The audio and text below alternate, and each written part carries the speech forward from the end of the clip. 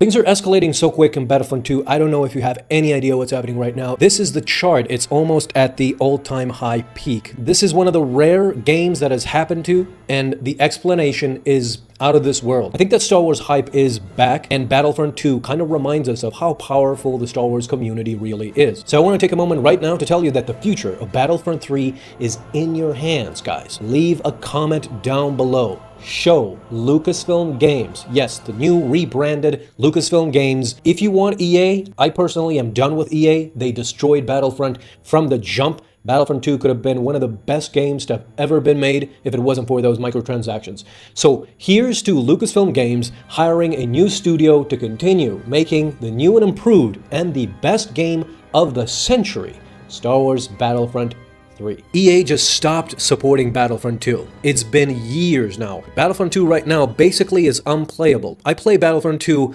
every now and then. I try to get back into it because I miss the nostalgia and I miss the fun that I used to have with this game. So I go back and forth, but it's been like it's Counter-Strike. At some point it's just unplayable from the cheaters. There's so many cheaters that have infiltrated the game because the game has no support basically, and for cheaters that means a free-for-all. They don't care, and they just ruin the game. So if you want to have fun in Battlefront 2 right now, you just have to skip over that part where you can see a dude with 100 kills in a minute. So if EA doesn't support Battlefront 2, doesn't support the Star Wars community anymore, this is a clear sign, Lucasfilm Games. If you want Battlefront 3, and if you want the fans by your side, you need to think hard before your next move. Do not go to EA for Battlefront 3. There are many other studios out there that are capable of doing a much better job than anything EA could do with their loot box system. And don't get me wrong, they're in the right direction with what they're doing with Fortnite. You might not agree and you might think that it's a child's game, but at the end of the day, Fortnite is not pay to win. You can get V-Bucks and you can pay on Fortnite,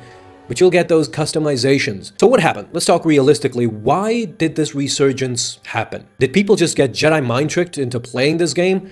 Well, perhaps. We can talk through the steps all we want, but there are clear signals as to how this actually happened. So let's start with Star Wars Celebration. This Star Wars Celebration created a lot of hype around Star Wars. There were a lot of new movies announced, new projects, new games. There's so much hype around Star Wars right now that I can't blame normies for actually thinking of Star Wars and trying to get back to it. The second thing I think that is helping the Star Wars community, the Star Wars Battlefront community, is of course the mods. The mods keep a dead game alive. Just ask the Skyrim community, just ask the Starfield community. Starfield has been completely revamped into a Star Wars Genesis, a mod pack where you have like Tatooine, the map of Tatooine has been scrapped from Star Wars Outlaws, skins. You can literally have a Star Wars RPG within Starfield. So Bethesda allowing all these players to mod their games that should have been dead by now. Games from 2011, Skyrim is 2011 and Starfield is 2023, so Starfield has a reason to still be alive.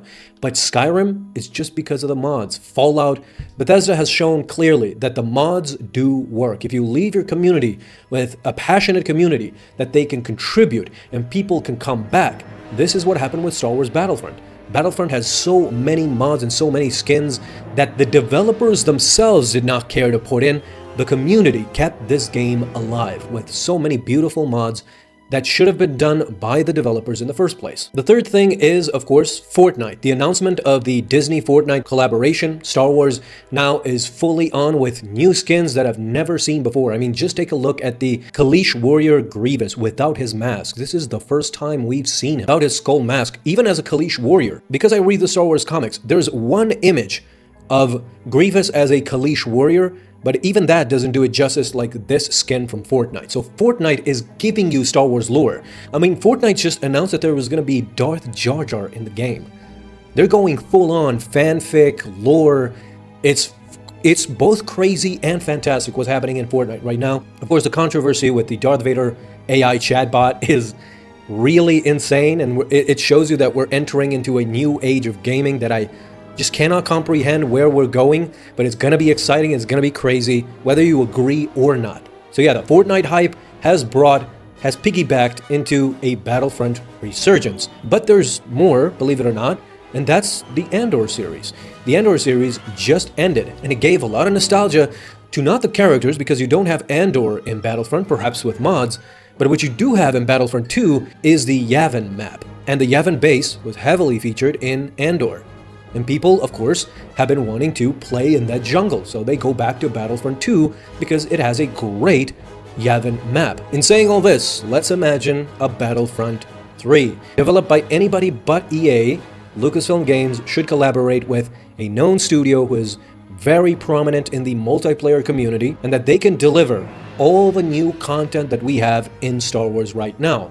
Starting with, of course, the Andor series. Andor just gave us ample material in new ships, new fighters, new and beloved characters. And in Battlefront 3, you can bring back the eras. So you have the prequel era, you have the original trilogy era, but outside of the sequel trilogy era, you can do the Imperial Remnant era, the Mandoverse era. And this has not been explored in any game whatsoever.